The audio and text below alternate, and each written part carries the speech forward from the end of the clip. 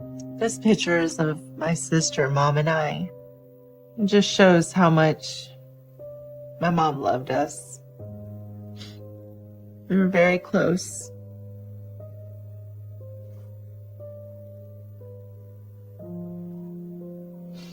You can see how she's just hugging us. I wish I could go back to this time and just hold her and not let go.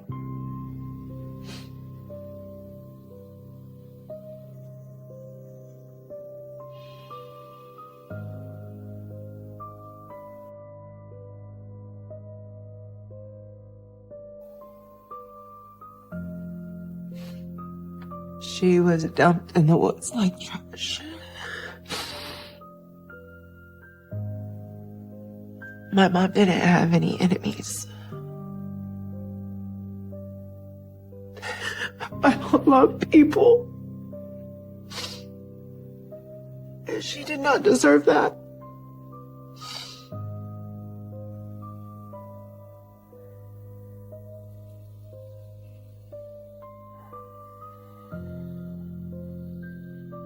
The investigators looked at everyone. Anyone in her life. They looked at my biological father. They looked at Terry. We all knew he did it.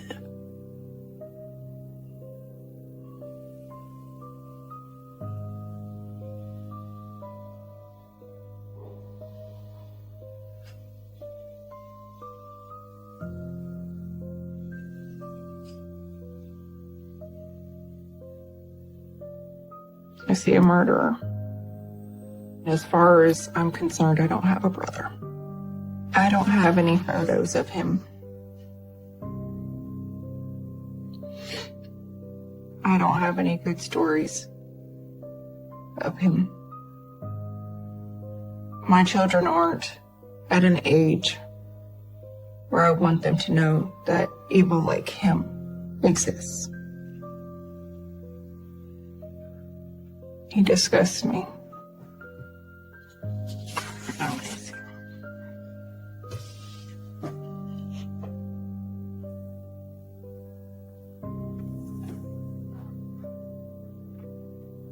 This is a picture of Terry and I when I was a baby and he was 6. It's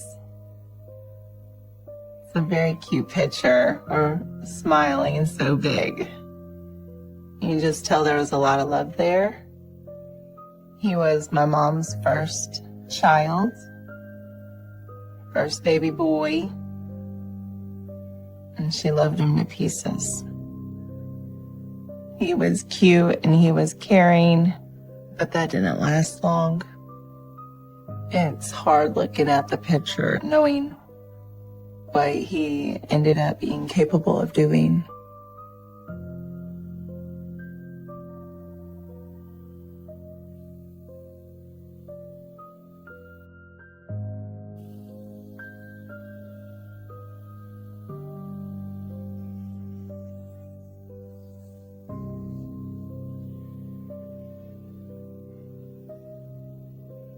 When we were younger, it was normal for us to stay home alone. My mom worked 3 jobs, and our parents were always gone. And so my brother would be in charge.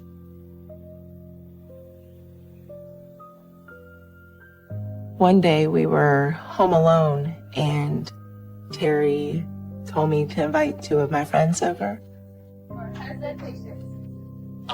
I had no idea what he had planned, and he started shooting them with his Nerf guns.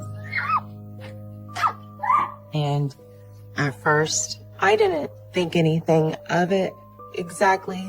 And they're screaming and they're running through the house, and he had one blocked in the closet. And he was laughing. I was yelling at him to stop, and then they ended up running out of the house. And that's when we realized something's not right.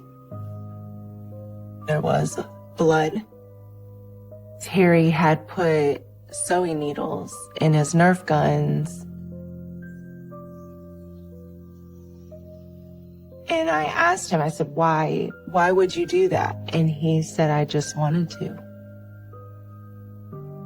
Looking back at it, that incident with the Nerf guns started to show a different side of him, very dark side. Terry got pleasure out of tormenting my friends who were young because it's like he had power over them, that they were screaming and that they're yelling stop and that they're running from him. He liked that. I was always scared.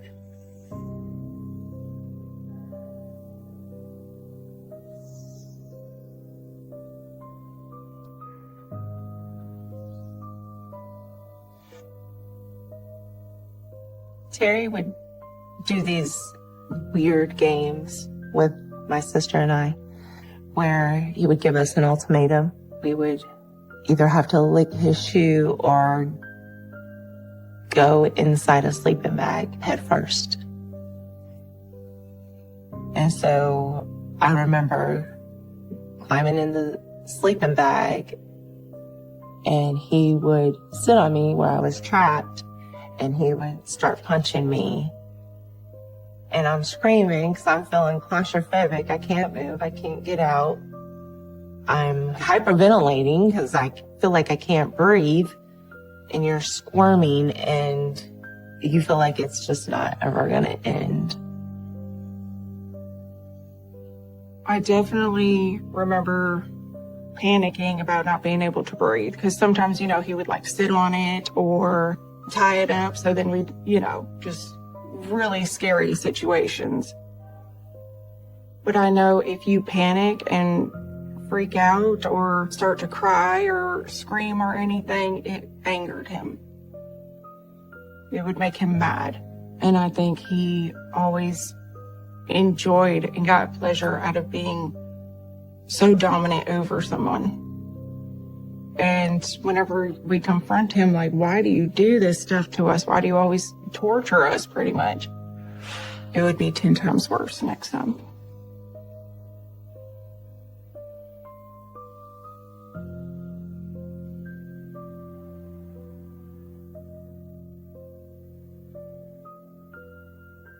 I remember him playing on the basketball team when he was in high school, and he didn't get along with some of his teammates, and he would get in fights with them. So when my brother came home with the cast on his hand, we were asking what happened, and he said that the kid on his basketball team was running his mouth. So he punched him in it. Terry's demeanor was that he didn't care. He did want a reputation. He was bigger and stronger. And I did think, wow, you don't want to mess with my brother. That is the first fight that stayed with me. There were others after that. It was always somebody else's fault, like he did something. My mama always believed my brother. She said trouble always finds him.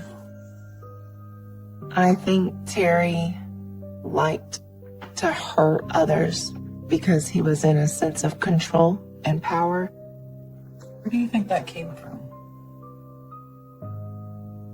You want my honest opinion?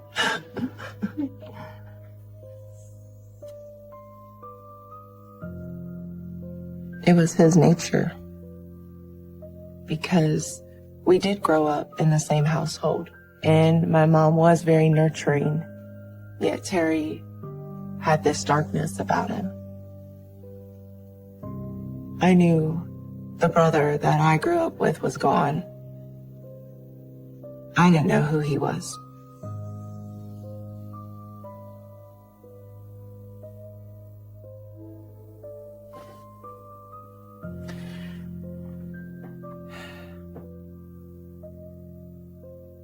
This is Terry, myself, and my sister with Santa Claus.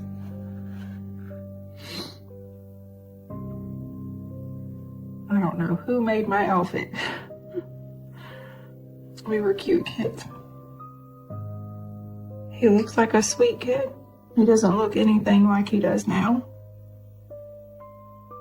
It's hard to imagine making sense of any of it. He does not look evil here. He does not look like somebody who could do the things that he did to our mom. It's almost impossible to see that he was a sweet little kid. Because all I know is the monster.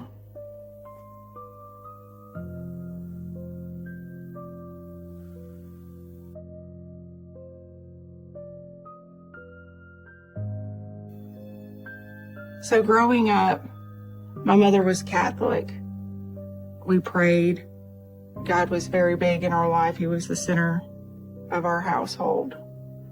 Terry did not participate as much as she hoped.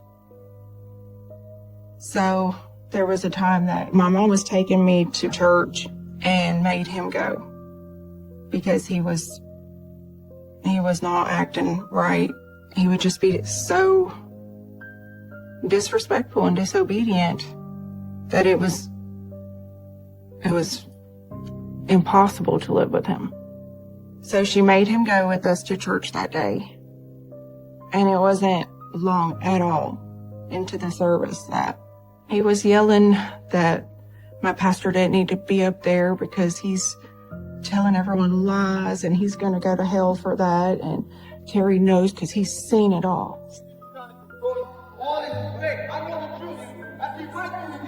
Terry had been spiraling out of control. It was gut-wrenching. Just some of the stuff he said, it was so gross and just, you couldn't follow it. You, like, who is this person? We have seen that side of him quite a few times. That's just who he turned into. You never knew what he was going to say or do. But for him to show all my friends and my community that side of him, it was definitely embarrassing. I was sick to my stomach.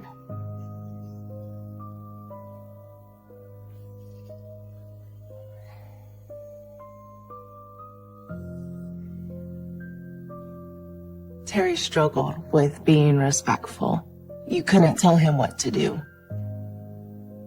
I remember a day where I was in my room and I'm playing and all of a sudden I hear arguing. So I go and peek out from the corner on top of the steps and my brother and my biological father were getting in a fight because my brother was being disrespectful. Terry was always one that wasn't going to back down from anyone or anything. And that's when he got physical with my dad. And they went through my mom's curio cabinet.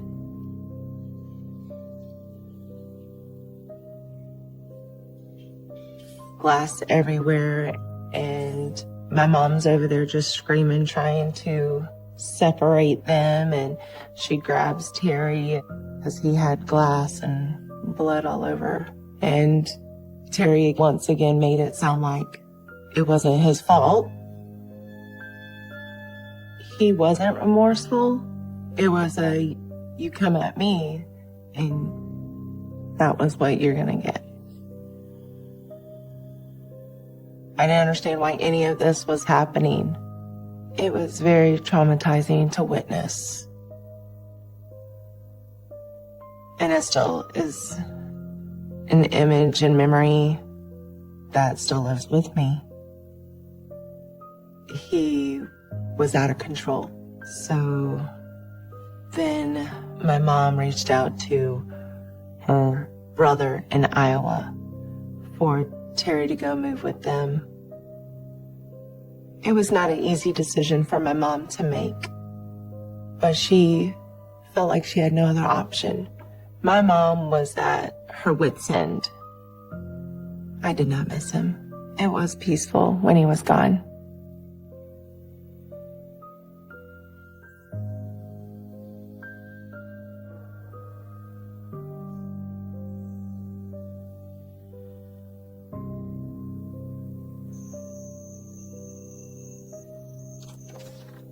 He came into the house very abruptly and just in a panic. And he was covered in blood and dirt. Of course, my mom goes running to him and it's like, what happened? He was supposed to be out walking the dogs and he was saying that he was jumped. And so my mom asked, because he wasn't, bleeding anywhere, like, where is this blood from? And he admitted that he had stabbed someone.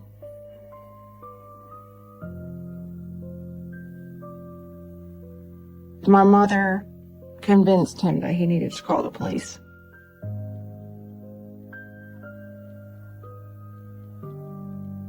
I have already been too embarrassed to go back to my church. I'm already embarrassed at school, at, all my favorite places, and now there's police in my house. He claimed self-defense. He was always the victim in everything, always. As I got older, I saw through him. He's a good actor. So whenever he was talking to the police about his version of what happened, I was just trying to picture it, and it did not make sense to me. And I could read it and tell that he was lying, and I was wondering if the police would read it and know he's lying too. He wasn't charged with anything. They believed him. I felt like he could get away with anything.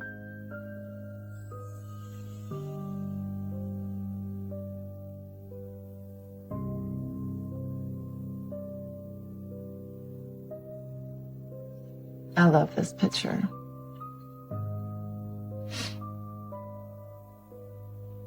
My mom's smile is so big. This is like a true picture of my mom. A loud laugh, a big smile. Oh, I miss her. I miss everything about her. I miss her smile. I miss her hugs. I miss her voice. In quiet times when I'm alone, do talk to her. Like she's still there. Do you see your grandbabies? Or are you proud of me?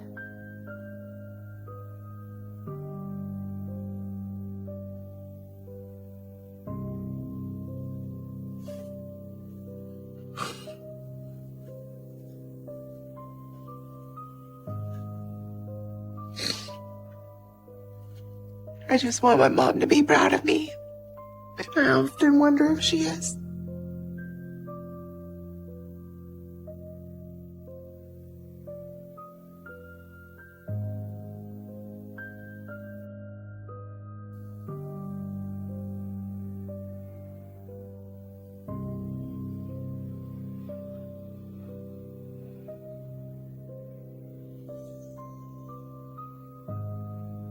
From the moment we met him, my mom's whole demeanor and everything changed.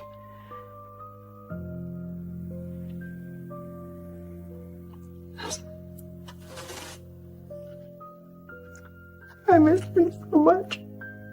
And I got to see what love really looked like. And to see how happy my mom was.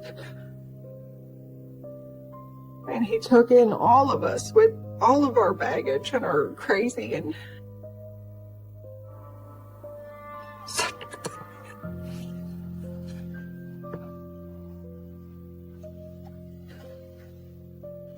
he set the bar high. He tried to have a relationship with Terry, and my brother pretended to be best friends with him until his true colors came out.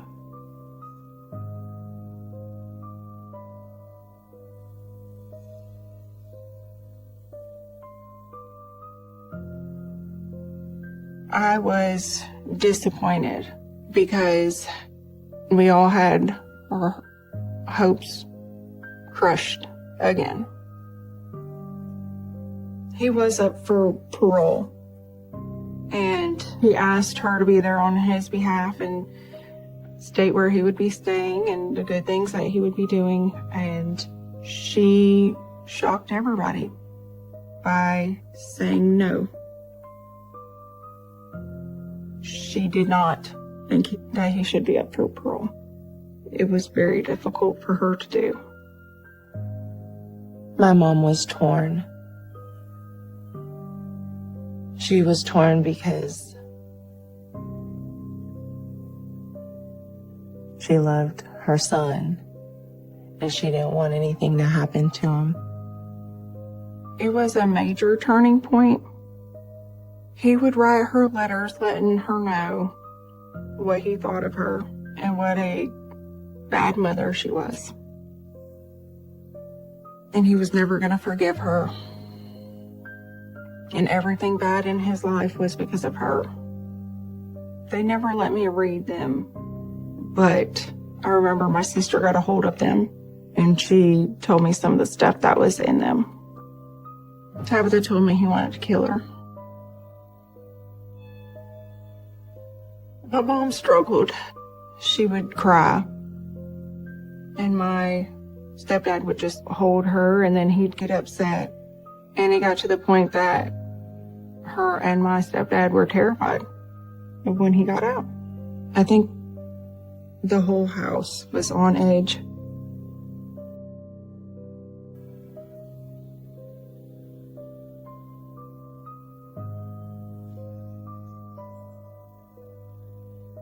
My mom and my sister, we were all together, and then my brother got brought up. And my sister was not aware that I wasn't aware of the discovery they made. And she mentioned about him violating my pictures.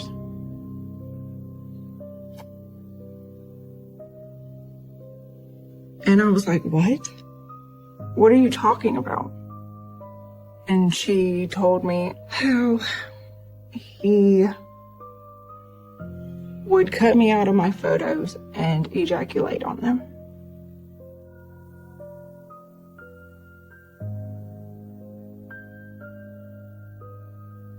I've never hated anybody before.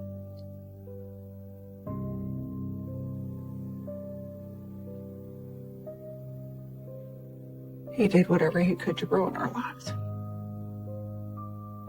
And I was done letting him do it.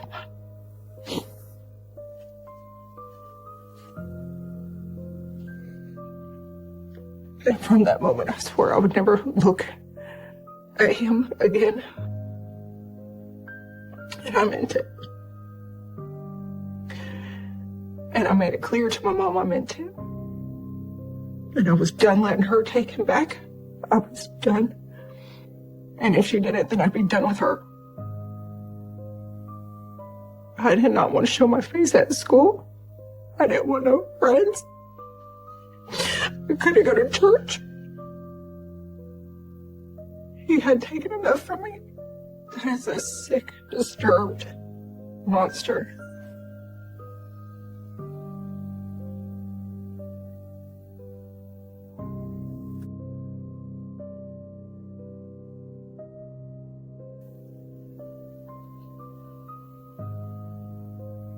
This is a picture of my mom kissing my dad on the cheek.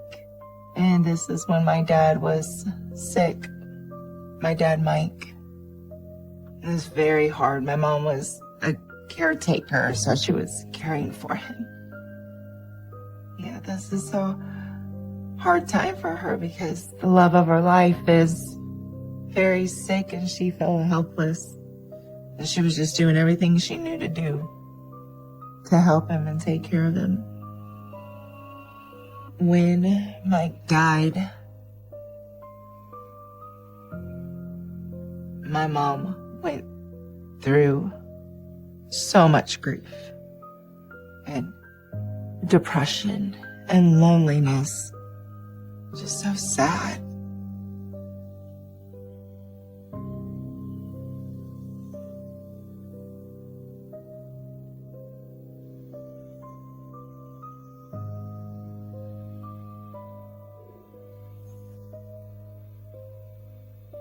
She was just so sad all the time. And that's when she invited Terry to come back. Terry definitely saw it as an opportunity to take advantage of her. Here she is vulnerable. Here she is alone. I didn't think it was a good idea for her to bring him back in the home. But at that time, I didn't think that he, like I didn't, like even though I had that gut feeling, I didn't think that it was gonna come to this.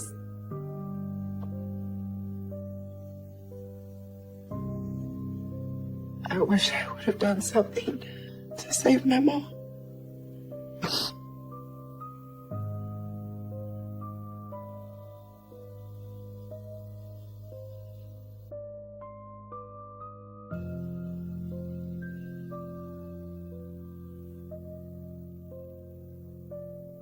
My mom was supposed to stop by the house and hang out for a little bit. And she called and she just said she was too tired. She seemed a little down. And I just said, okay, Mom, you go home and get some rest, and I love you. It seemed off that my mom was a little down and tired. Like something was bothering her, but my mom didn't open up and share. That was the last phone call I had with her.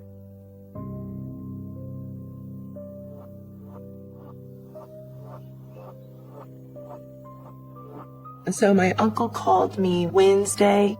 Hello? And he was like, hey, have you heard from your mom? He's like, I kept calling her and haven't heard from her. And so we tried calling. It's going to voicemail. It's going to voicemail. And that's when it sank in. There's something wrong.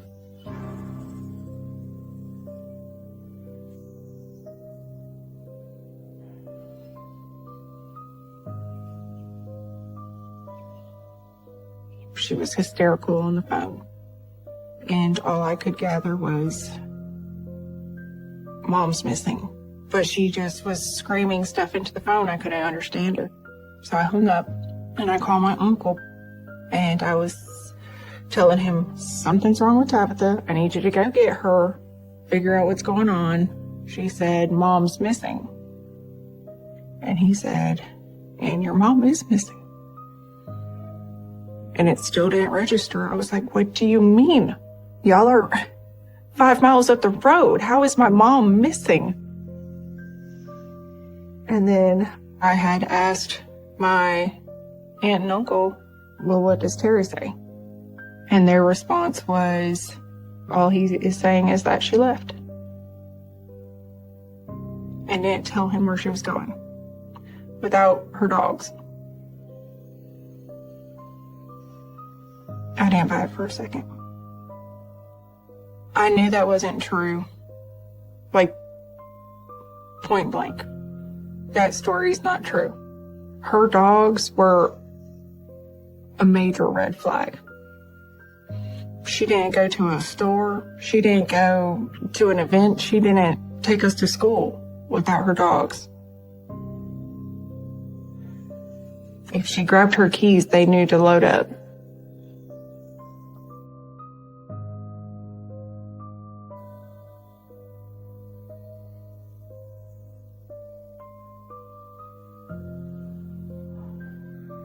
when they found her vehicle, it was kind of like a knot in your stomach, because my first question was, then where is she? And I didn't know if she was kidnapped. I didn't know if she was robbed. Either way, finding the vehicle and not finding her, it's not a good situation.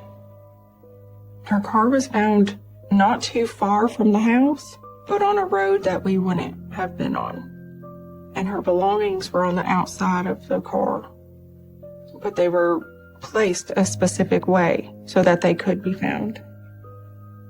Her phone was found. Her purse was found. All of her money, her ID, everything except the vehicle key. We knew she was in trouble. And after it had been a while, we were advised we need to be looking for a body. And a search party was put into place, and volunteers came in. It was not long at all. We got a call to meet at the fire department. I called my sister and we sped so fast. I went inside expecting to see her.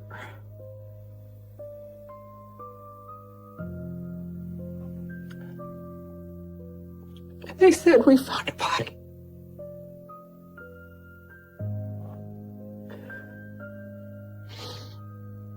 And I just remember everything going blurry.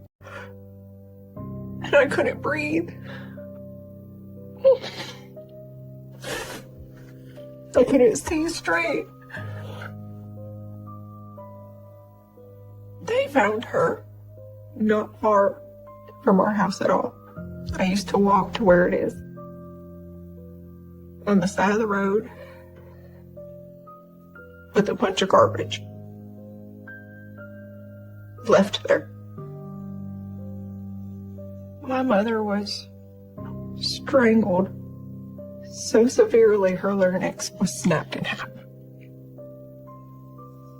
Nothing made sense. How did this happen?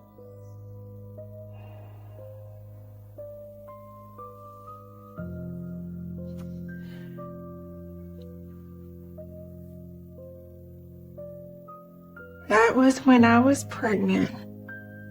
And she was always touchy-feely. She would hug you for the longest time. She would make sure you felt her emotions. And as a kid, you hate it because you're like, oh, this is so awkward. It's so long.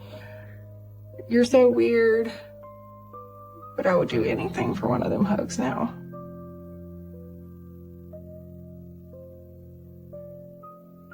The pain never goes away. You just get stronger at hiding it.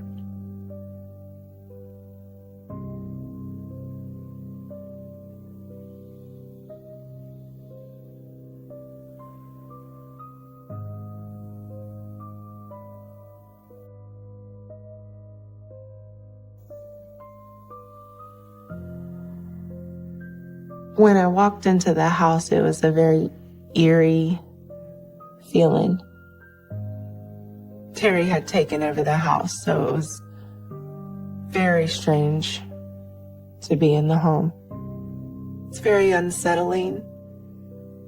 And I'm shaking and I'm scared because I didn't want to be around him. I didn't hear you come in. I was asking him how he was doing, and he said, I'm just ready for all this to be over. His eyes looked so dark, and he looked soulless. I've never seen anything like that before. But I did it so they would have a recent picture in case he did run, and quickly got out of there.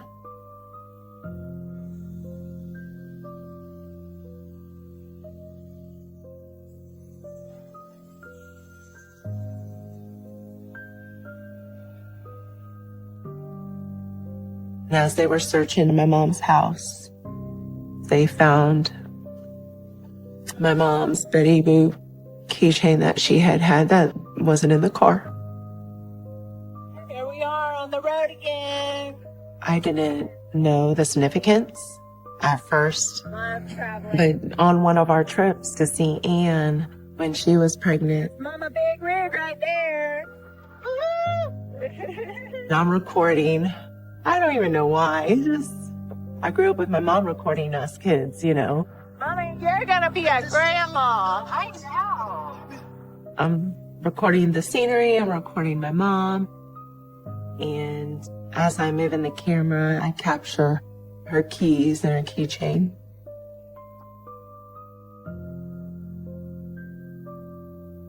The keychain ended up being one key evidence in the investigation.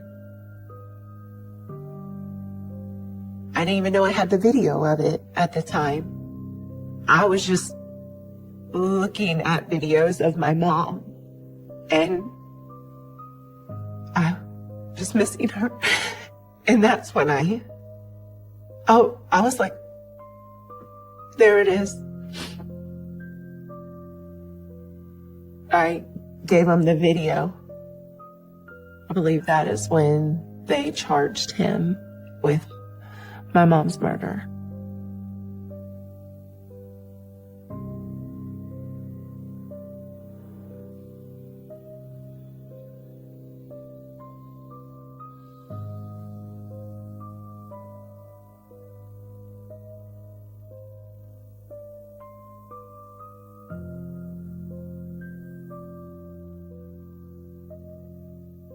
I want him to be remorseful and honest for once.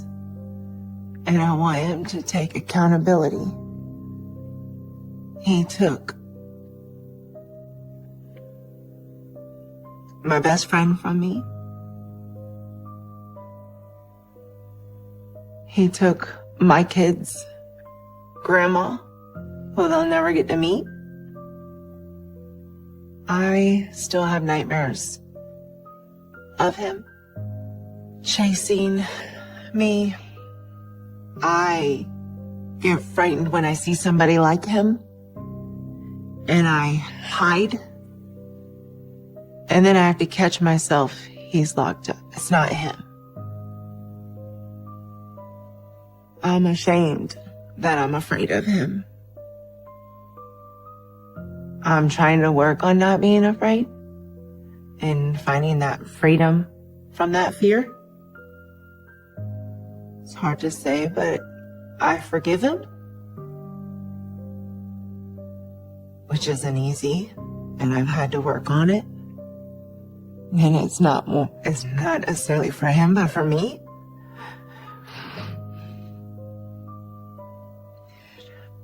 I'm still angry and mad, but I can't have hate in my heart.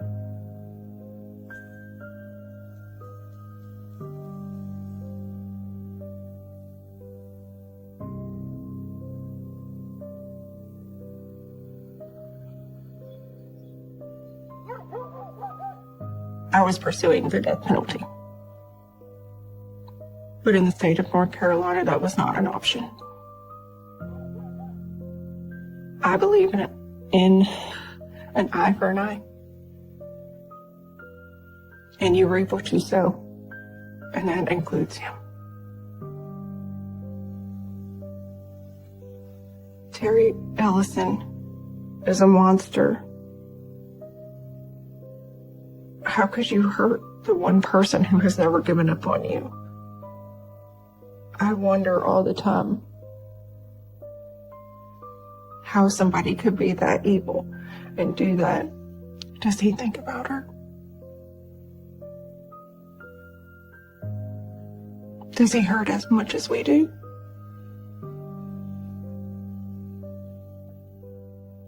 Does he realize what he has taken from this world? I hope God does not have mercy on his soul.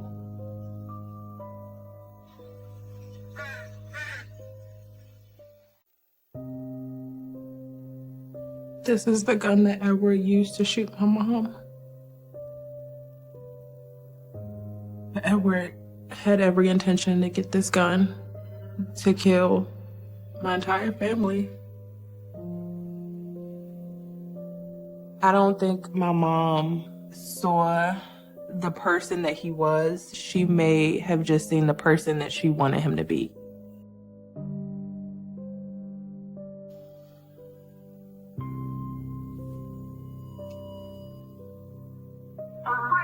God came with he had a gun and he shot her.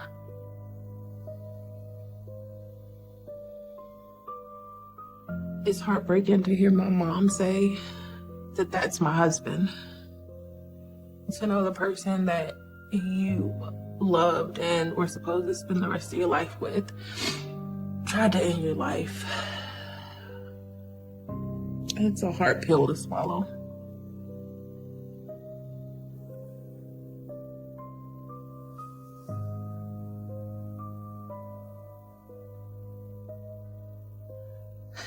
That's a picture of my brother, Edward, and myself. I was actually getting ready to go to a 6th grade dance. It's very hard to look at pictures of him because I would never imagine the person in this picture would do something like that to us. If I could, I would erase Edward from this picture. I never felt comfortable being close to him. You can see in my body language and in my hands and in my smile that I wasn't comfortable being there. There is a gap between us.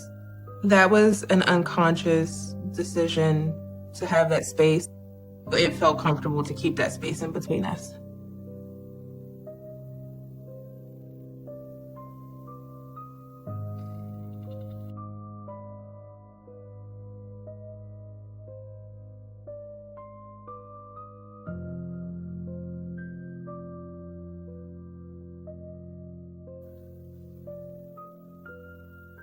My mom's name is Yolanda. She was my entire world. We would go on dinner dates. It would be me and her. We would have like little karaoke sessions in the house. She was my best friend. When my mom met Edward, I believe I was 6 or 7. They would go on dates and he would be at the house all the time. When she brought Edward around, it was definitely a big deal because I've never met anyone else that she had dated previously. If I could go back in time, I would tell my mom to run.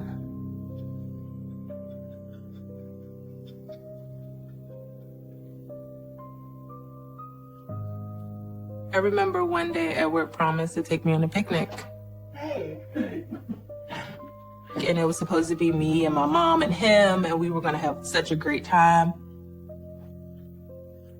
As a little kid, promises mean a lot. I'm ready. I was excited to go on the picnic, but every time I asked to go on the picnic, he would say that he was busy or he had something to do. One day, when I asked, and he got angry. Not today. But you always say that. He frowns his face, and that terrifies me. He just walked away. He couldn't give me a straight answer. He got my hopes up, and he never took me. To have an adult promise you something and not come through, it's kind of disappointing. I seen Edward's true colors from the beginning, and he was just really good at masking that from my mom. So I do think he was putting a show on for my mom.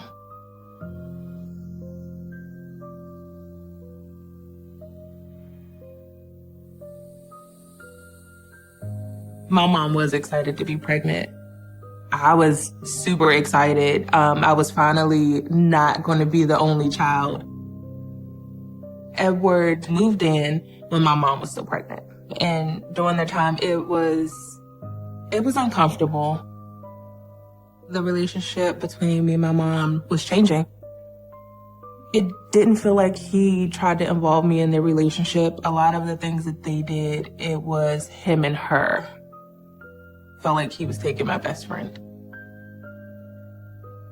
You almost feel erased. Edward was very manipulative. He stepped in the way he did intentionally to come between me and my mom. It was definitely Edward's way of isolating my mom from me and from my family as well.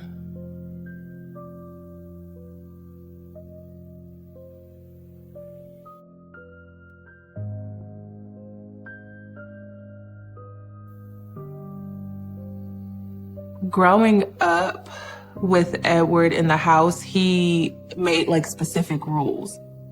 Family weren't allowed in specific rooms. No one could sit in his specific chair.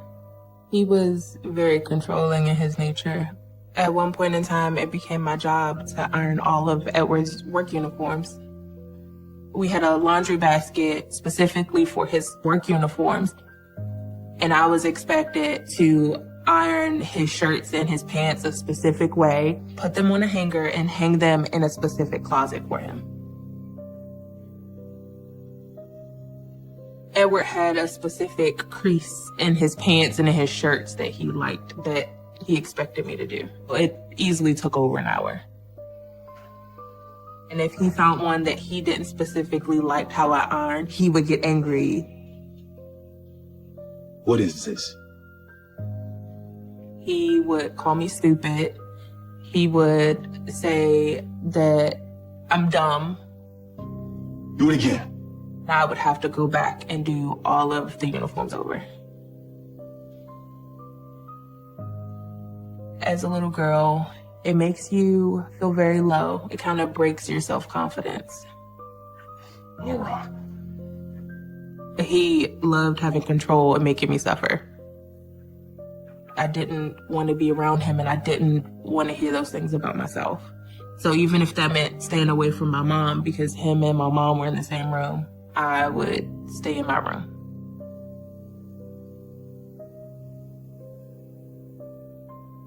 It does bother me that he used to say those things to me and about me, to the point that I still do therapy.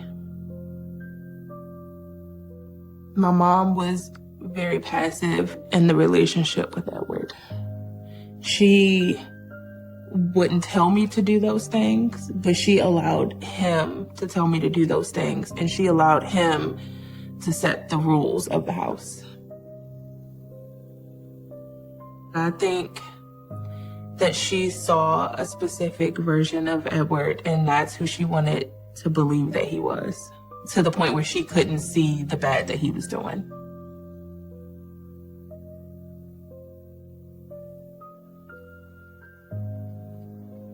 I had a cockatiel named Tweety. We had Tweety before she met Edward. When you would walk in the house, we would open the door and we would say, Tweety, and he would go, pretty bird, pretty bird.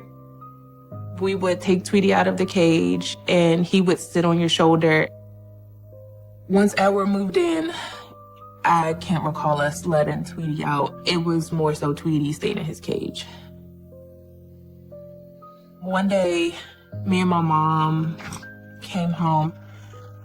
Edward was home when we came. He was actually in their bedroom. Sweetie? And the rest of the house was dark. Sweetie? So we opened the door and I said, Tweety, and I didn't hear anything. So I'm like, okay, maybe he sleep or maybe he didn't hear me. So I say it again before we fully get in the house to turn on the lights. I didn't hear anything. And I put my book bag down and I take my coat off and I turned on my lights and Tweety's laying at the bottom of his cage.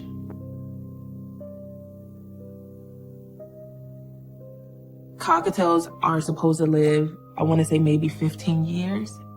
So he hadn't even lived half of his life. It was heartbreaking for me to walk in and see my baby not responding. Something's wrong with him. I'm holding Tweety and I'm like, Mom, he won't wake up. And I'm just crying. My mom was like, I think he passed away. And to hear that was just heartbreaking. What's going on? And I told Edward, and I'm just bawling. Tweety's dead. We have to do something. A father would hug their child and comfort them in that time. Edward didn't do any of those things.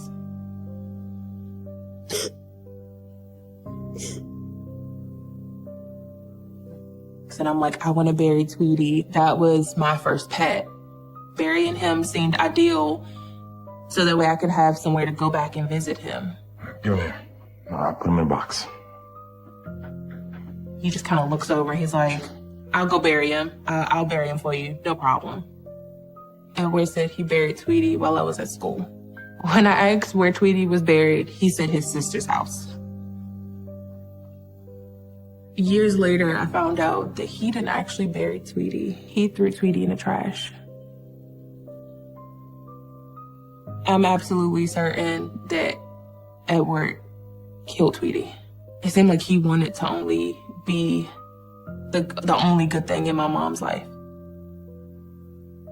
You have to be a broken person to want to hurt a kid in that kind of way. When I was about 12 or 13, Edward grounded me for an entire year.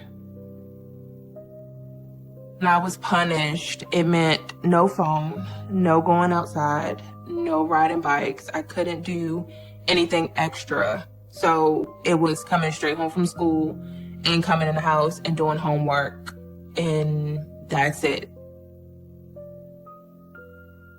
During that time, a lot of my friends were like going to the movies and hanging out. Again, that's the age where you start to build those tighter friendship connections. And I'm just like, what did I do? But to be locked in the house and see the kids outside the park across the street having fun, it feels like prison. I think that he took pleasure in knowing that he controlled that punishment.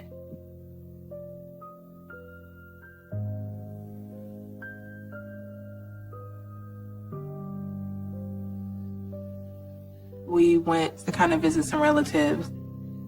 It was nothing out of the ordinary until the day we were expected to leave. I had a class at 8 o'clock the next morning. So the plan was we were supposed to get on the road by a specific time, so that way they could drop me off at school. And it was super late at night. He was angry because he was tired. The car ride coming back home was really quiet. Typically they would like play music and kind of sing along to the songs on the radio or put in a CD. And it was none of that.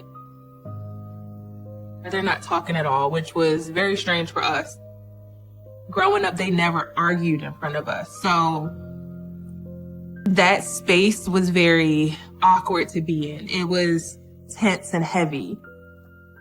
It was like yelling, but you could tell the tone that they were angry. And the argument was about taking me back to school. You gotta fly back overnight. And my mom is like, well, we told her we would take her back. Like, it's not our fault that she woke up late. You wanted to sleep. You said you were tired, so we let you sleep. My mom is just like, we have to take her back to school. And he stops responding. And he just like grips the steering wheel. I felt like in that moment, he felt that he lost control because my mom put her foot down. You can see that he's angry. His face scrunches up and his nose flares and like his lip goes up. He floors the gas on the highway. We're going maybe 80 to 90 miles and he's like swerving.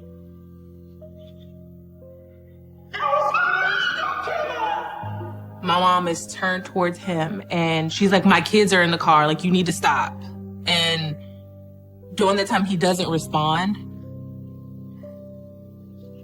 That was a side of Edward that I've never seen before, and it was terrifying.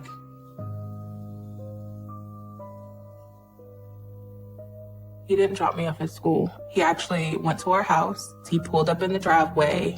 He angrily threw the car in park and jumped out of the car and walked into the house. That's the first time that I know of that she stood up to him. And that's the incident that changed everything. After that incident, nothing was the same.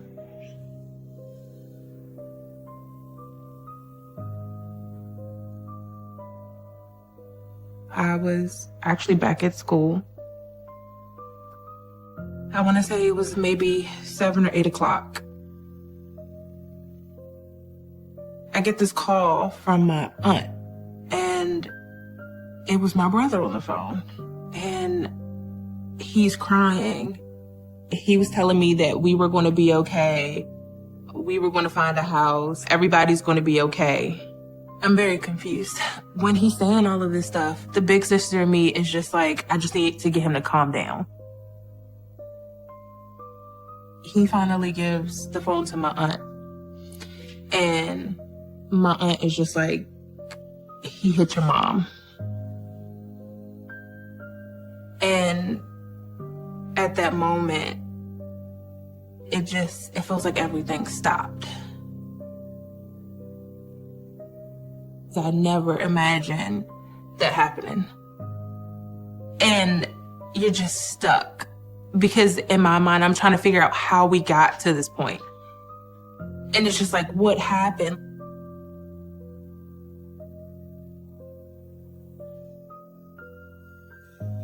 I finally got to talk to my mom about the situation.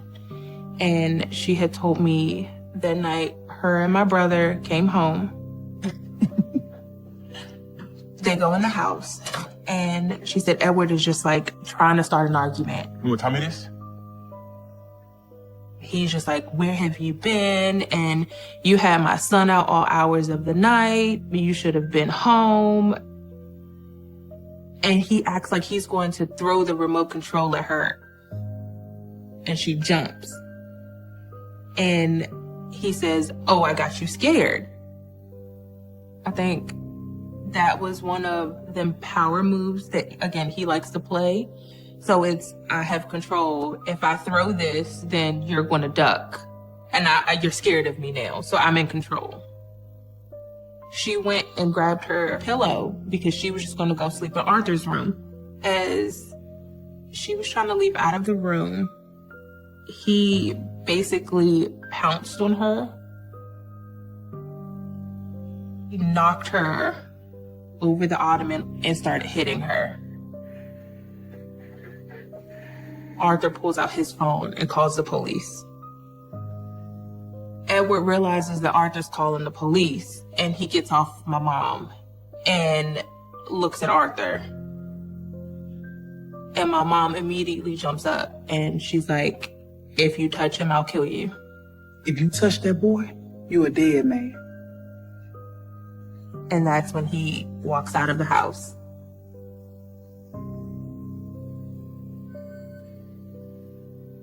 When I was a kid, it was always stressed that you don't put your hands on someone. If someone puts their hands on you, you leave. Like, it's no second, third, I'm sorry.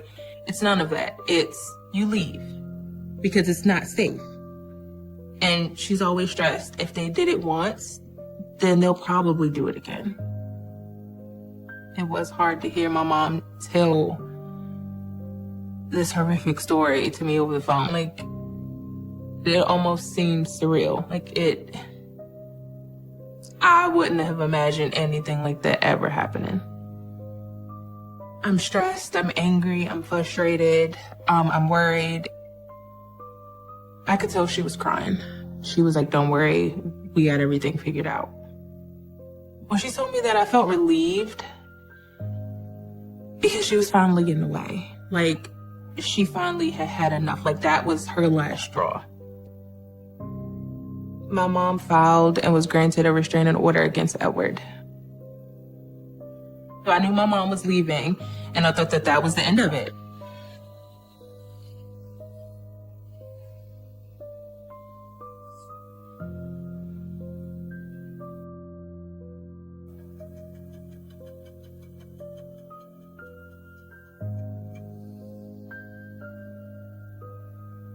My mom was granted a restraining order, and in that restraining order, Edward was supposed to stay away from my mom, Arthur, and myself. Even though the restraining order told him to not contact anyone within the family, Edward would still call my aunts. He would still go past family members' houses and try to plead with them to get my mom to talk to him. I would say he was stalking her.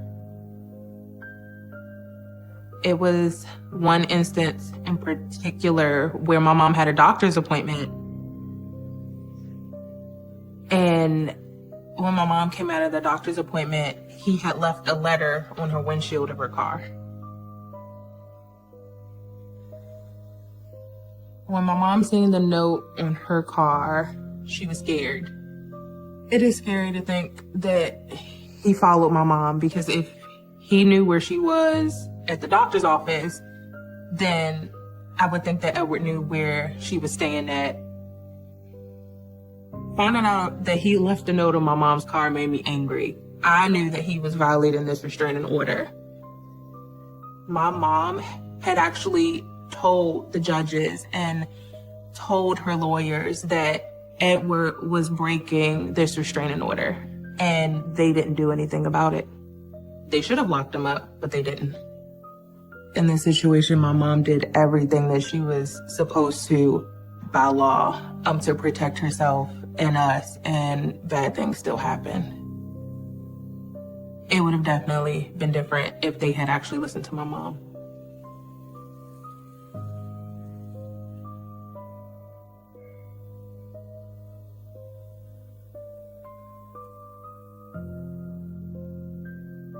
Edward was allowed supervised visitation with Arthur one Sunday every week. The visitation between Edward and my brother took place at a domestic violence shelter. The place was chosen by the court because it was a neutral ground. My mom could drop Arthur off at the visitation center without having any interaction with Edward. So the plan for Mother's Day that morning, my mom was supposed to pick me up. I was going to ride with her to drop Arthur off at his visitation that morning. And then once she dropped Arthur off, we were supposed to go back to my aunt's house and just enjoy brunch. My mom calls me that morning and she's like, "Are you still riding with me?" And I'm just like, "No, I'm too tired." I was like, "I'm just going to sleep in." May have been an hour. I get a phone call from my aunt.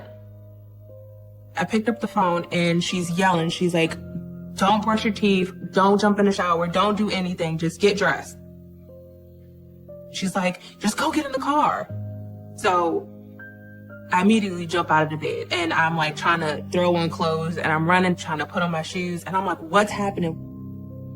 I get into the backseat of the car. I'm out of breath and I'm like, "What is happening?" And she turns around and she's crying. And she said that Edward shot your mom.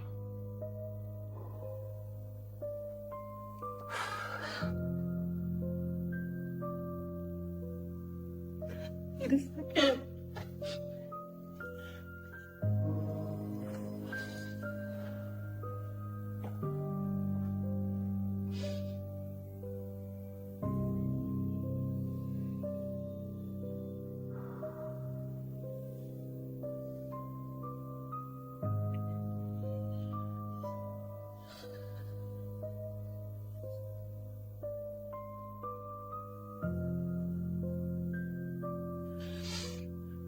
That's the Mother's Day card that they found with the bullet hole in it. The message that he put in the card said, "Love, boo." That's not even close to love. That's almost like you hate someone. Edward was willing to take my mother's life and attempted to take my brother's life because he didn't want to see them happy. This is the perfect example of, I love you, but I hate that I can't have you. I can't look at it anymore.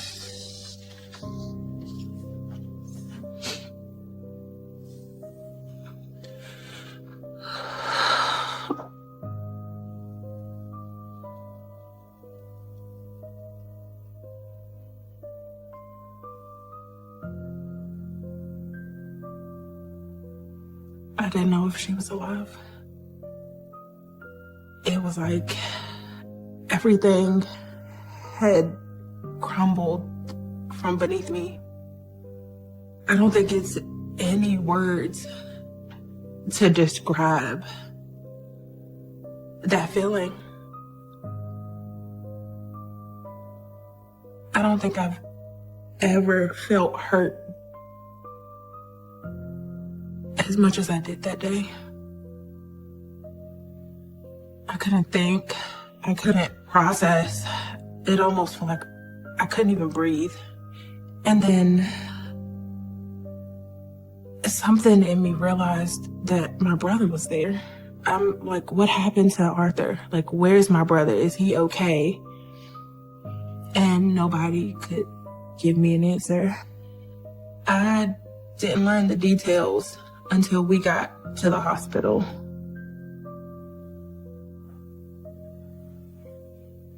So that morning, my aunt had volunteered to ride in the car with her to drop Arthur off.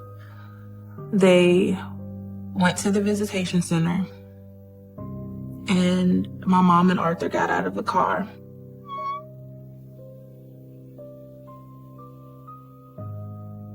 Edward was at the top of the hill on a bicycle. Edward rode down the hill. He jumped off the bike in front of my mother and my brother. And he told my mom her time was up. And that's when he pulled out a gun. And he tried to shoot my brother. But my mom pushed my brother out of the way. And she got shot.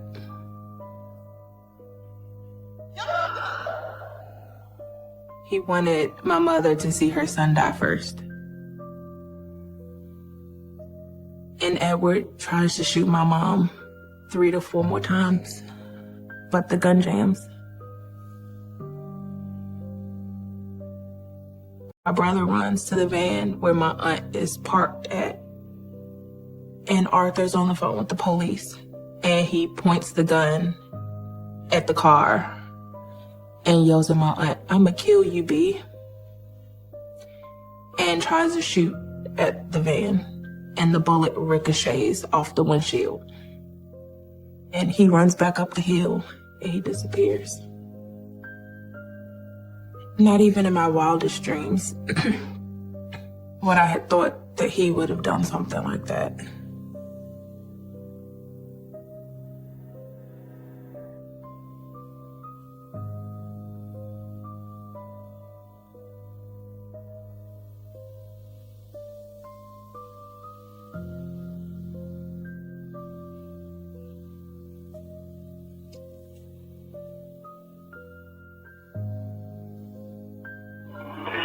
Shortest County 911. What's the location of the emergency? We need them. We need you now. My dad, he just shot my mother. Oh my God, you gotta keep them.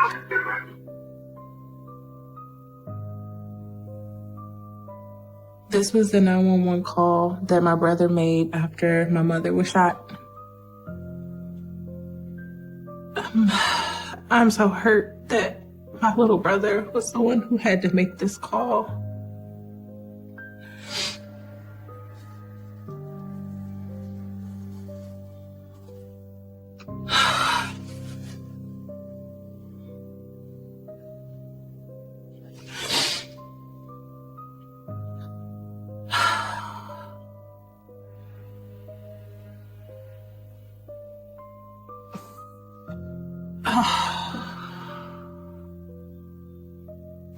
That's really hard to listen to. You can hear that Arthur's panicking. I don't ever want to hear anything like that ever again. From my brother or anyone else's child. It's difficult to picture that entire situation in my head. That's not something that anyone should imagine or have to ever think about. But this nightmare was my life.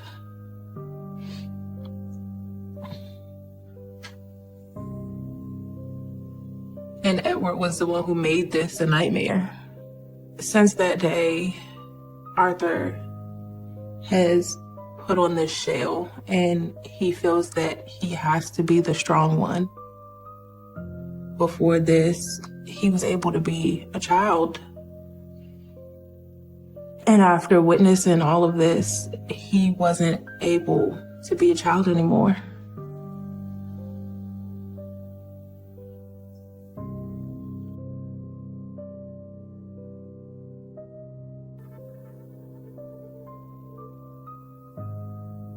My mom had arrived at the hospital and they had taken her back for CT scans to see how bad the damage was. And I went back to see her.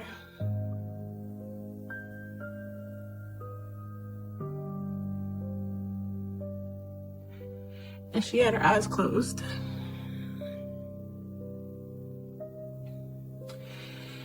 And I'm like, Mom, are you okay? Are you okay? And she opens her eyes. And she's like, I'm fine. I'll be okay if they could just make the pain stop. Walking in there and seeing her alive was like a sigh of relief. But we obviously knew that it had done some damage. And they were also telling us that the bullet didn't come out. I just held her hand and crying and telling her I love her. And then they said they had to take her to surgery. And when they wheeled her away, I didn't know if that was the last time I would see my mom.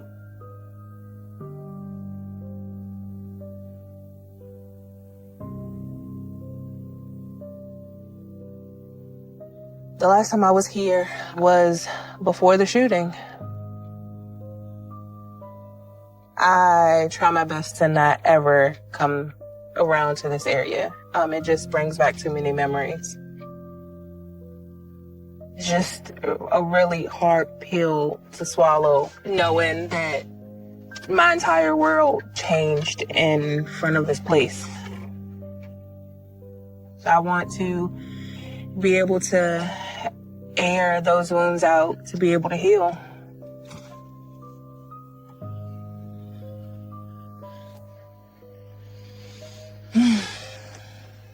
Yikes. To be here and again see this sign. This is domestic violence awareness, and it's sickening to know that again this was supposed to be a safe space, and my mom almost lost her life at this safe space. The actual shooting, where did that transpire? Right here.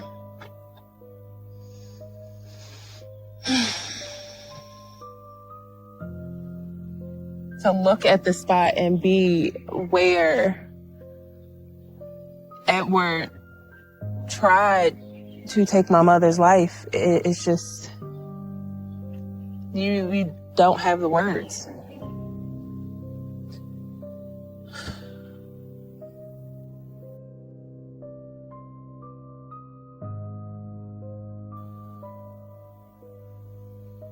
My mom was in surgery. To me, it feels like forever. But I want to say it could have been anywhere between 5 to 6 hours. Every time we seen a doctor come out, my heart stopped. It's sickening. It's gut-wrenching.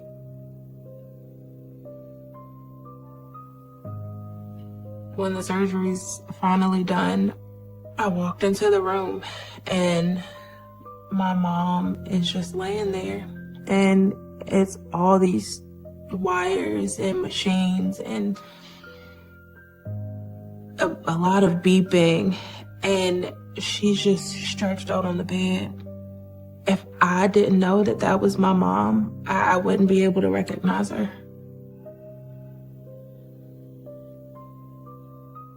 That is one of the images that haunts me the most.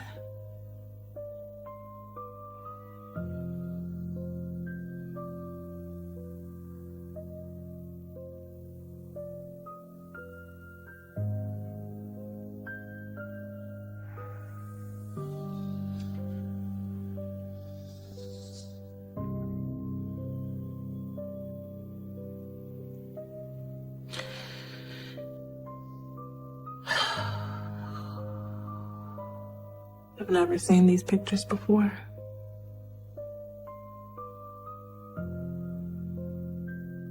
This is my worst nightmare in a picture.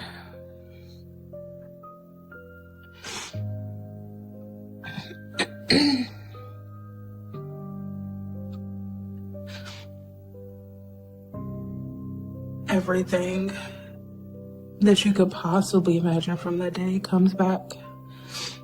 The numb feeling, the feeling of not knowing, the feeling of being scared, the smells, the sound, it all just floods back. Standing beside the bed, I didn't know if she could hear me, and I didn't care if she could, but I wanted her to know that I was there. And I wanted her to know that I loved her.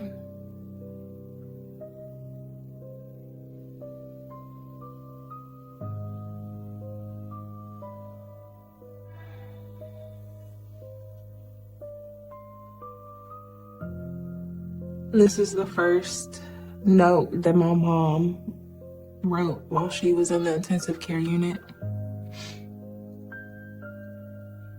And this is something that I hold close to my heart. It says, "I love you, Arthur. I love Dion." At the time, she was still intubated, so she couldn't speak. We were surprised that she was even able to write this 8 days after being shot. So it means that my mom heard us. She knew we were there. And she was going to fight for us.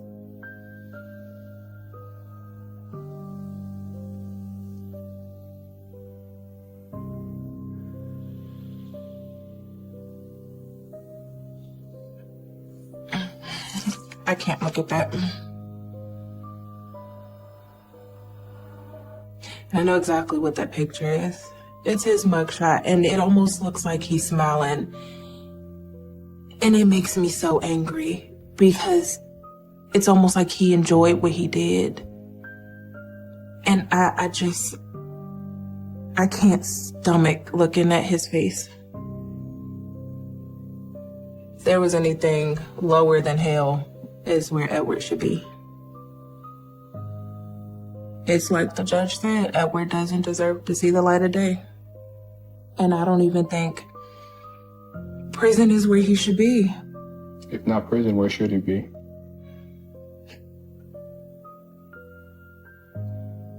Edward should be where he tried to put my mom.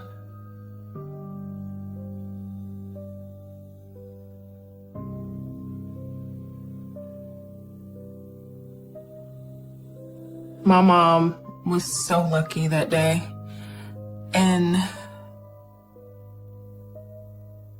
my family we always talk about how we believe that the angels of our family that passed away were the ones who saved my mom. Because Edward tried to shoot my mother 4 times after the initial first shot. And those 4 angels were my grandmother, my grandfather, my great-grandmother, and my great-grandfather. And they made sure that my mom didn't sustain any additional harm. And my mom is one of the strongest people I know. And she put up one hell of a fight.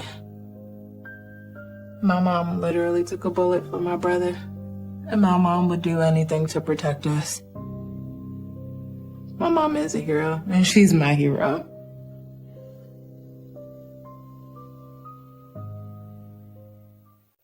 He was like a whirling dervish. He would grunt at you. He'll come over and throat punch you.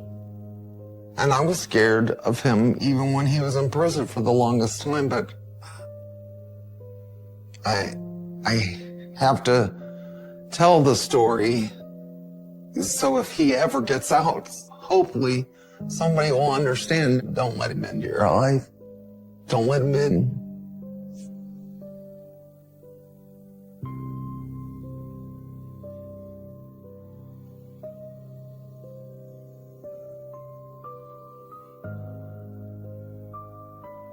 I always knew that the day would come that somebody would want to tell his story. He is one of those monsters that you see on TV. It's hard. I'm so ready to do this interview, to be done with the whole thing, but he terrorized me. And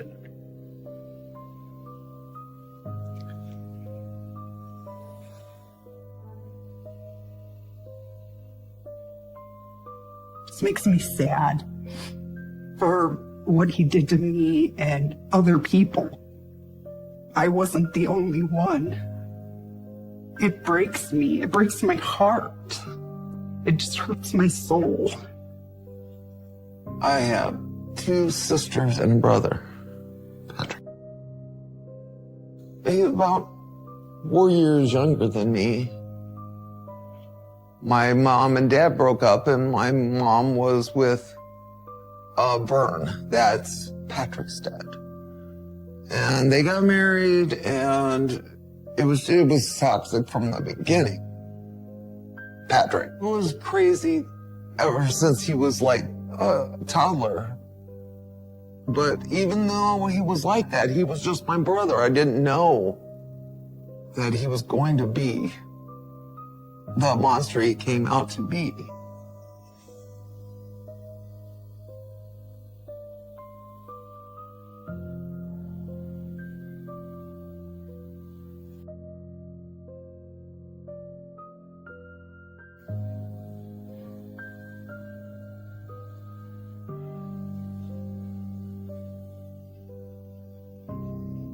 In the middle of the night one night, I could smell something. And it smelled like a fire. And I woke up a little bit, and I was like, why am I smelling fire? I could see that the bathroom door was shut, and then I saw that there was a glow. And I opened the door, and there was a big fire in the sink. Patrick was actually lighting fires in the sink. I watched him. I said, what are you doing? And he laughed. He goes, I'm having fun. Isn't this great? Patrick's eyes went, they were like almost black, but you could almost see like a fire in there. And I was like, we have to put it out. It's going to spread. I started screaming for my mom and dad. And then I got in trouble for it because I didn't stop him before he did it.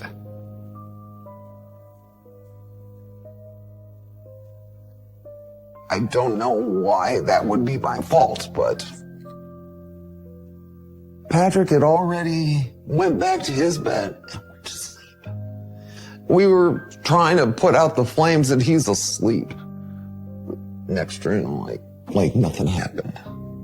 And he was starting fires on a regular basis.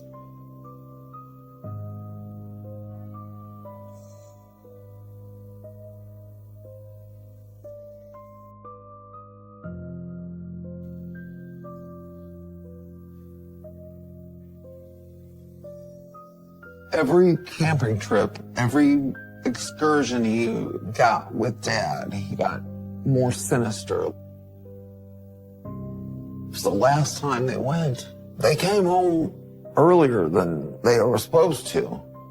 And even my dad looked kind of weirded out about Patrick. I think he saw something not right about Patrick that last trip. It ended really abruptly. The look on Patrick's face, almost like more of a fire in his eyes. Really sinister. I think something that Patrick did that time scared even my dad. Did he hurt somebody? Did he try to hurt somebody? I don't know. Still to this day, I'm waiting for a phone call from a police department from where he lived in southern Ohio saying they found all these bodies. I don't know.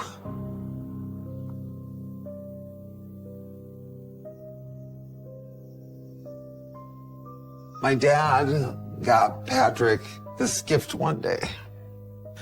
It was this BB gun.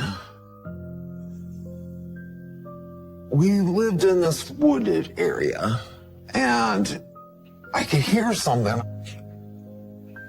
And it was him. He was shooting. I was like, what are you doing? And he told me, they try to run for me, they hide, but I will find them. I know how to find them. He was shooting cats and dogs that were just running around the neighborhood. And I was like, stop, you gotta stop, you gotta stop. But he didn't stop. So I took the gun, and Patrick's like, no, no, no. But I took the gun and I put it in the house and I put it on the table. And Patrick came in and he just looked at me, and the look on his face, it was like an animal. And he got that gun and he started beating me with it. I mean, beating me with it. He was just like fueled by hurting me. I was trying to get under the dining room table. I was bleeding because it gashed me because the stock was so hard. It got worse and worse. Every time he hit, it fueled his fire. And he's like, I am the man, I am. He was like, I am God. Nobody messes with me. I thought I was gonna die that day too.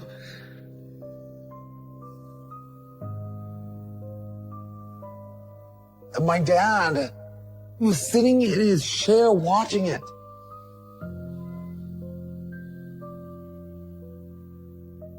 He didn't stop him. It was almost like my dad was proud that I raised him right.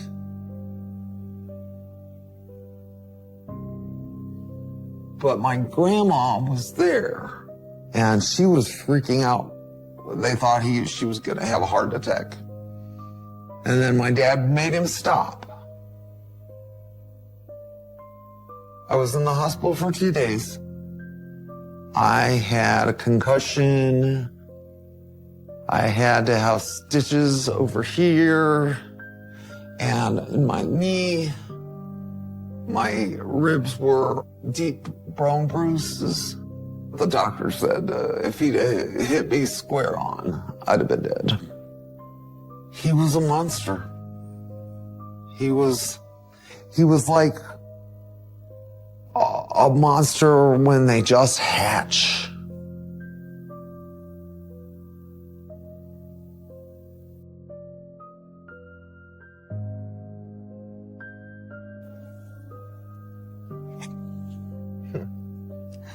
Oh, that's me. I was like 11, I think. I had to wear a turtleneck because I had a little bit of bruises.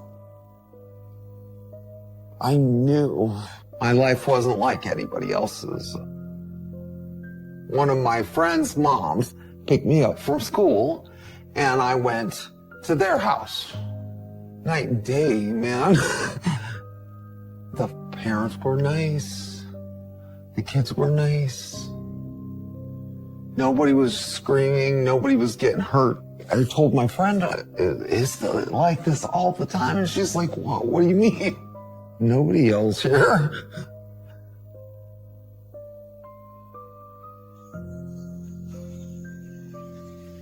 I was at the middle school, and I got a phone call from my dad because he was at work.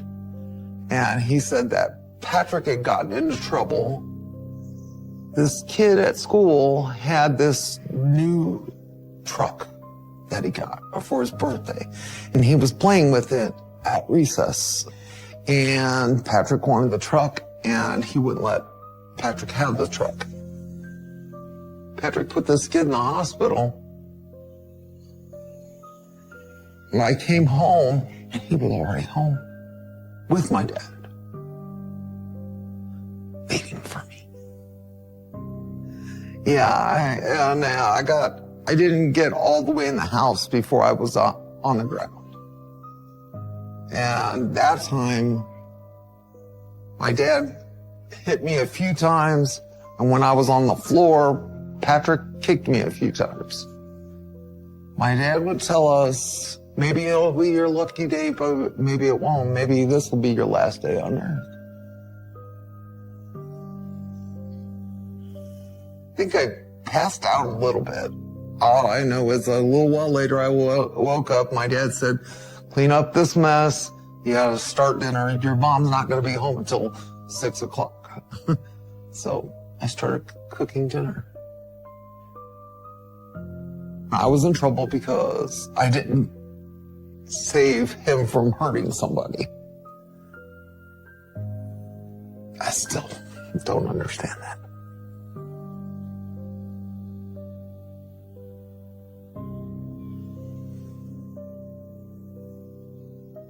It was right before Christmas time, so I was doing a lot of babysitting. And I got home, it was right before 11:30. So I went to bed, and something didn't feel right. It didn't seem right. And I looked around, and he was sitting in a chair. I froze for a bit.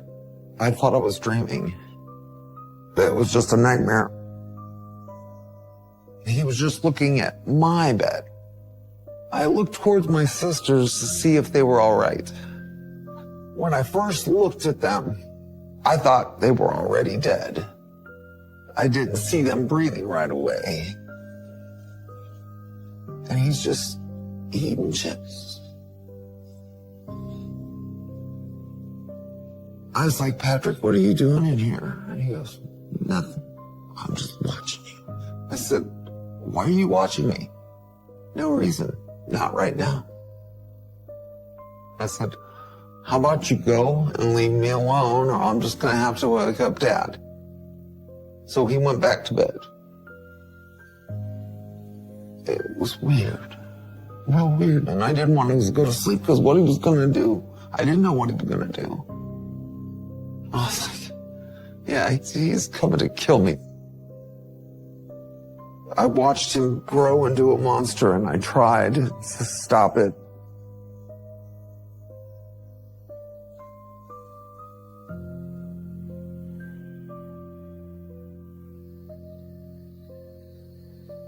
It was Labor Day. I come home, and I went to bed thinking it was just me and my stereo because my mom and the kids weren't there. So I just turned on the stereo and went to sleep in my room. Patrick, he came into the house with one of his friends. And they were like 14, 15 years old, and they were so drunk. And they just come in my room.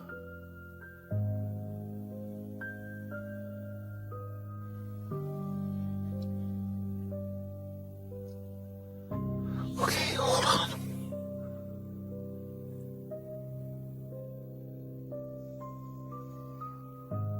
They woke me up by Patrick slapping me hard in the face.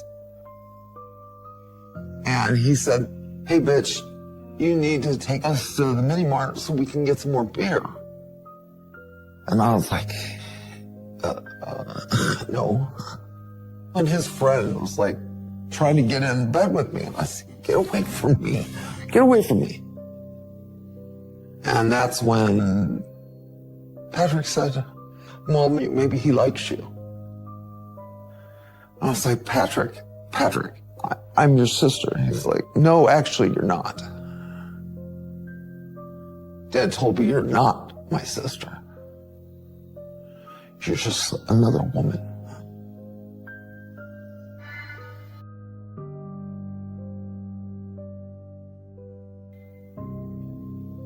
And he laughed so much.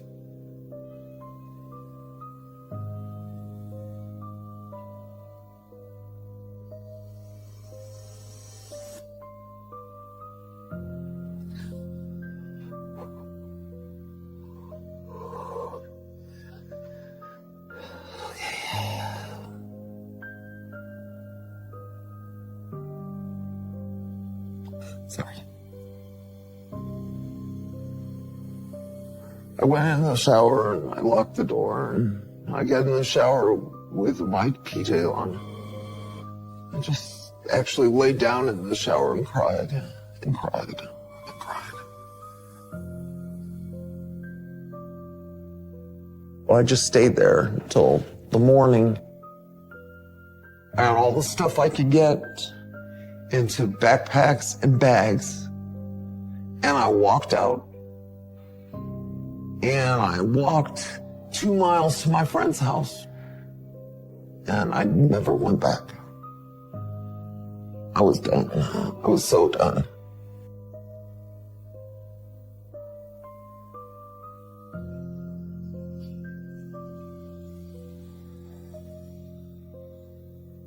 One day I got a call from my sister saying that Patrick and his wife got into a fight and he's in the jail right now. He was beating her up and he poured kerosene all over her and put her in the bathtub so he could light her on fire. It took me back to when he was a kid and he loved playing with fire. And now to go whole hog and try to catch somebody on fire, like he was wanting that forever, and he almost got it.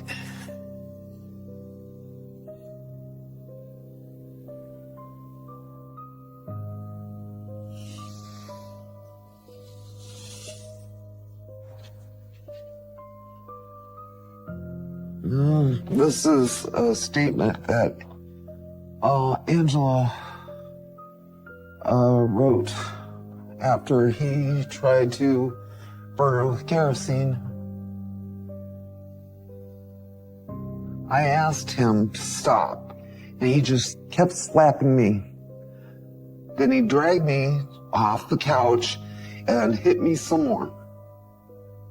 I tried to squirm away, and he picked me up and slammed me onto the ground.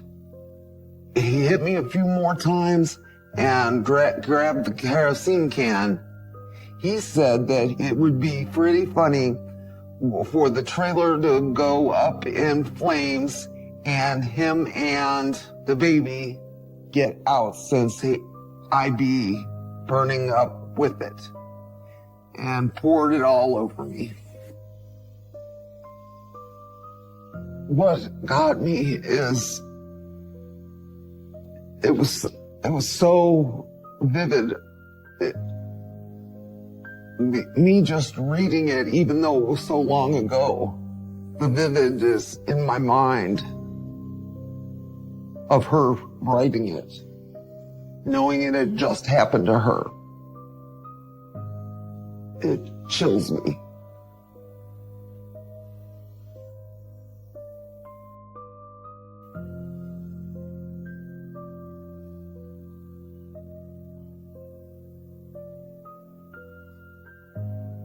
The day I met Patrick, I was living in an apartment and Patrick's sister lived across the hall from me. Patrick was knocking on her door because she'd said, my brother's coming, and she was running to the store, so I opened my door. And I said, hey, Michelle's at the store. She'll be right back. He was charming. He was tall and muscular and dressed very nicely, and he says, "Hey, can I call you?" I gave him my number, and we started hanging out regularly. Come to later find out, he'd done some time in prison.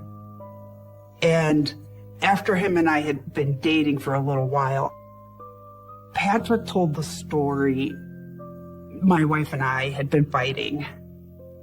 She was seeing somebody else, according to him. And he came over the next day with a can of kerosene, was filling up the kerosene heater to heat the home. He said he spilled kerosene all over the floor and had cleaned it up, and he left and had gone to work.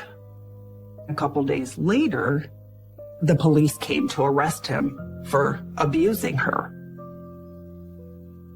He was very adamant, told the story without a hiccup. And it's like, well, you hear of people going to prison that are innocent a lot.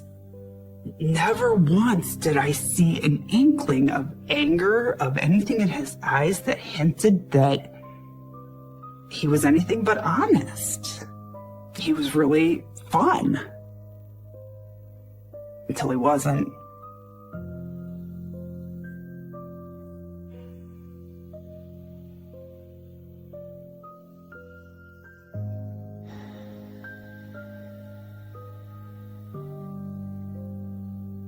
He was sitting in his room one night, and I went in to say something to him, and we started talking, which then led to an argument. We were 1 second just having a typical disagreement between a couple. And the next thing you know, his hands are on me. I've had it. It was 0 to 100.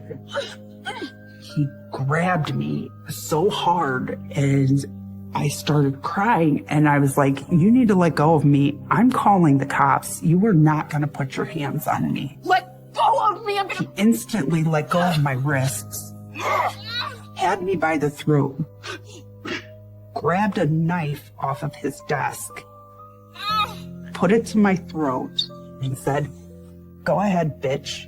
You'll be dead before the cops get here." And he meant it. It was total disbelief, and then the fear sets in.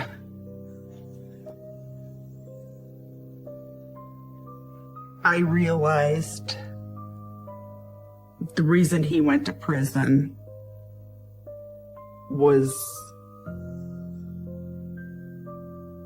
very real.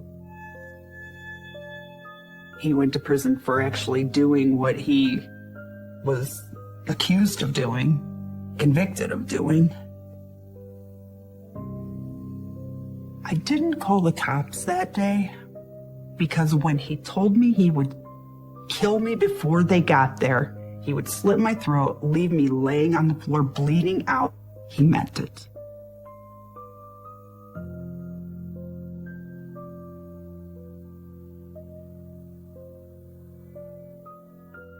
He knocked my tooth out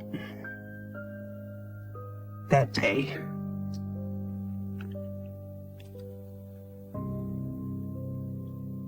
I have a partial tooth. So you knocked your tooth out? Yeah.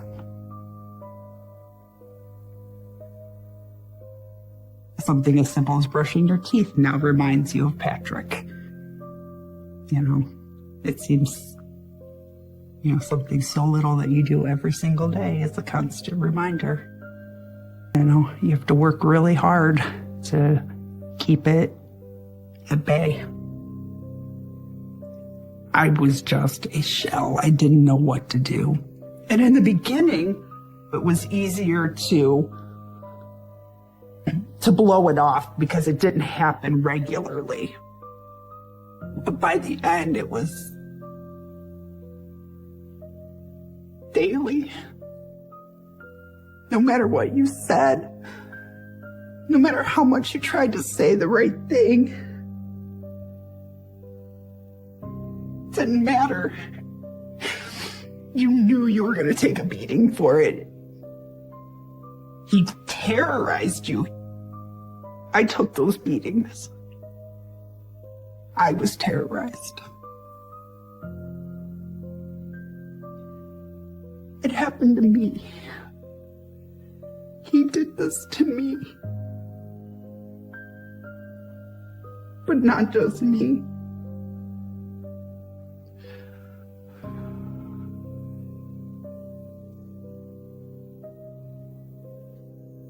The violence had become so frequent and so over the top.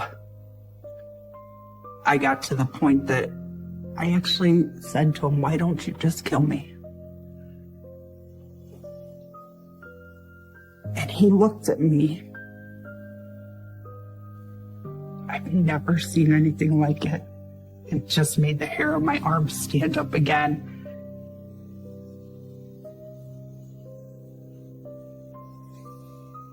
He said, "Don't worry, I'm going to. I'm saving you for last. And it's going to be slow and painful, I promise." And I looked at him, and there was nothing. There was nothing in his eyes. They were black. And it was like looking into the depths of hell. It was sheer evil at its finest.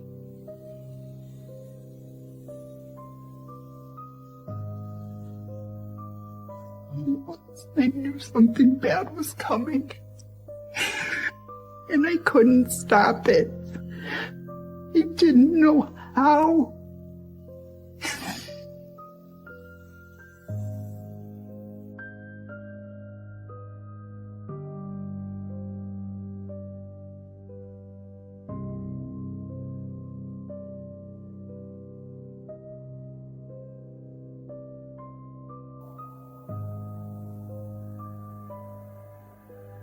Right after they left, one of his sisters shows up at my apartment.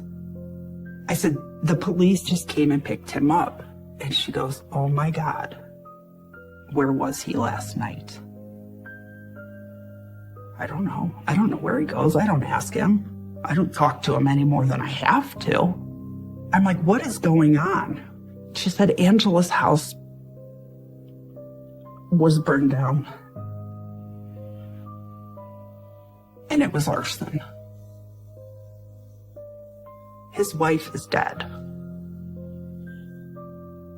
His wife, her significant other, and 5 children are dead.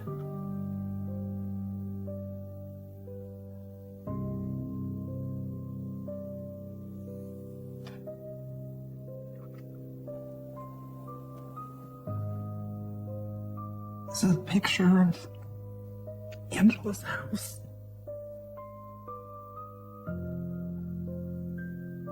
I look at this and I just think of the terror that they felt.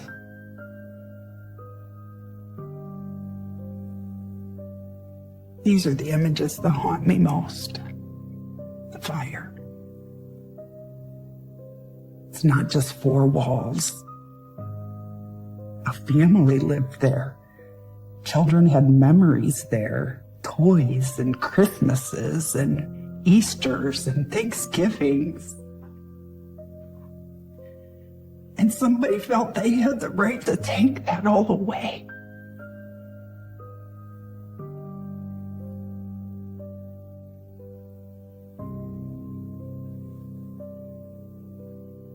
I'm sure she thought she had escaped his terror, his reign of terror. Made a new life for herself.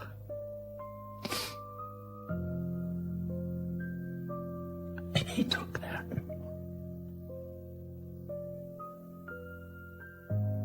I wonder what she thought that night when her house was on fire. I wonder if she knew. Did she think Patrick did this?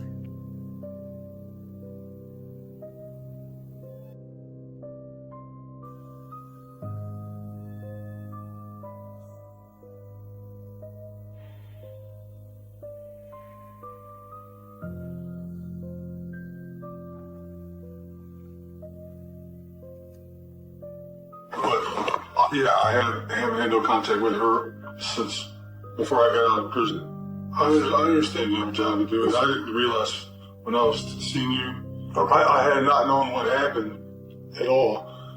And then I seen the newspaper. I just want you to understand, we do our talking in court. We're gonna get you to a polygraph machine. It's gonna tell the tale, okay? Okay, so when I do the polygraph tomorrow, okay, how long from then will I be home? I cannot make any promises to that effect. Right. I need a ride. I have no clothes at all. When am I going home? I have no clothes.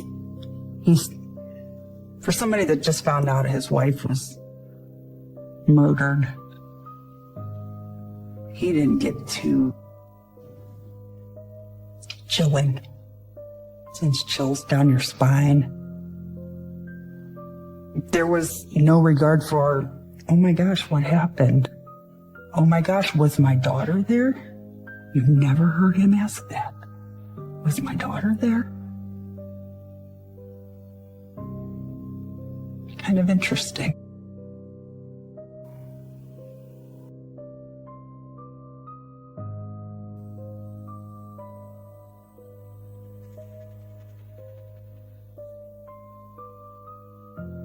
They were never able to completely pull a case together against Patrick. And then videos came out showing some contrary evidence to the belief that Patrick had set the fire. They felt that they had sufficient evidence to try a gentleman by the name of Stanley Ford in the case of the fires. They do have video evidence showing Stanley Ford doing it. They have yet to charge anybody else besides Stanley Ford, who ultimately was convicted of the fire.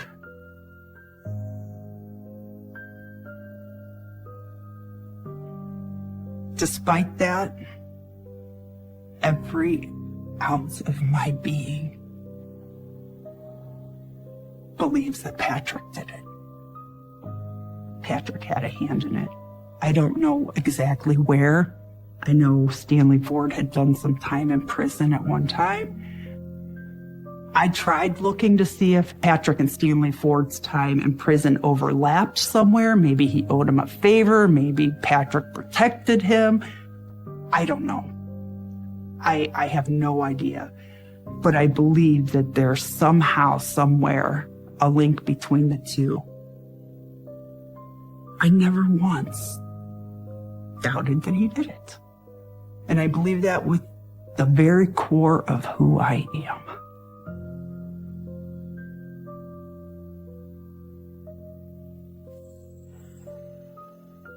The day that he was released, I got a phone call from an old neighbor. He had shown up to my apartment looking for me the same day he got out. And I dropped to my knees in sheer terror. How the heck can they let this guy out? You've got to be kidding me. I was living at my parents' house at the time. I packed up and moved out for their safety because I thought if he's looking for me, he's going to burn my parents' house down with me in it. I up and vanished. I couldn't count on my family being safe as long as I was around.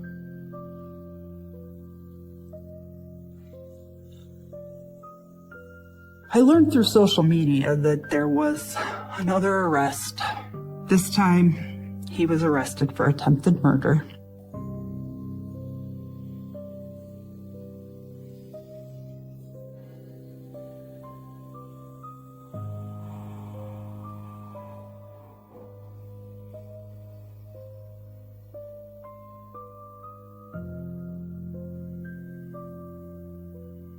I think about the day that Patrick would be released a lot. It's a terrifying thought.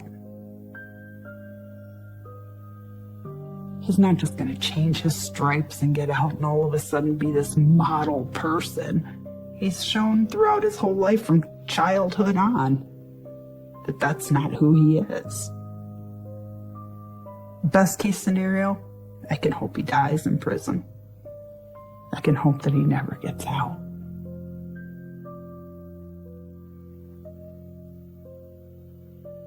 He deserves to rot in hell. There's no doubt that Patrick's evil. He's the worst kind of evil. I've seen it in his eyes. He took a little part of me that's never gonna be whole again. I'll never trust the same.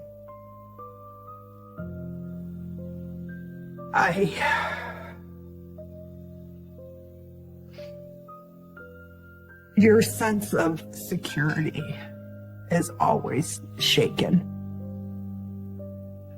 As much as you try to build your safe, you realize how fragile it is when a car that looks like the one he drove drives by, and you still tense and feel that all over again.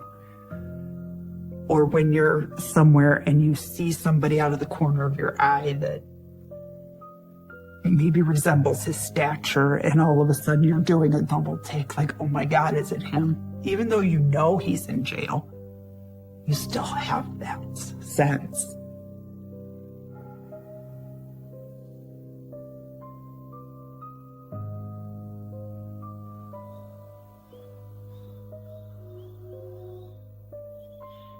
When I found out that Patrick was taking a plea deal, I was upset because at this point, I wanted him to stand trial.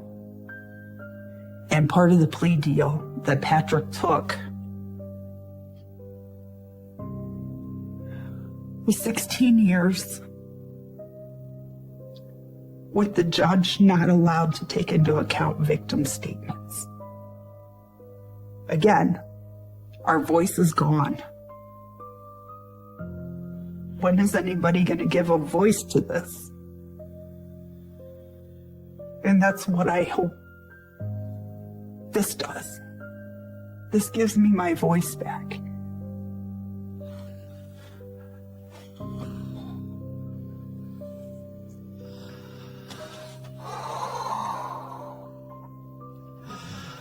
Yeah, this is one of Patrick's bug shots.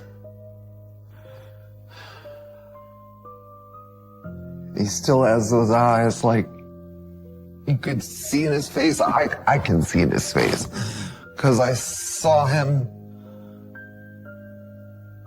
turn into that monster.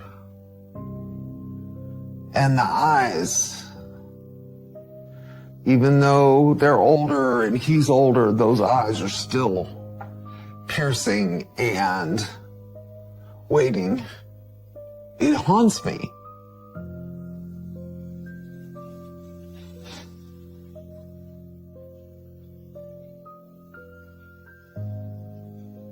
The weight is off my shoulders for a bit. I haven't had this weight off my shoulders for so long, I don't know how I'm going to deal with not having it. That's just like getting it out. It helped a lot. It actually did.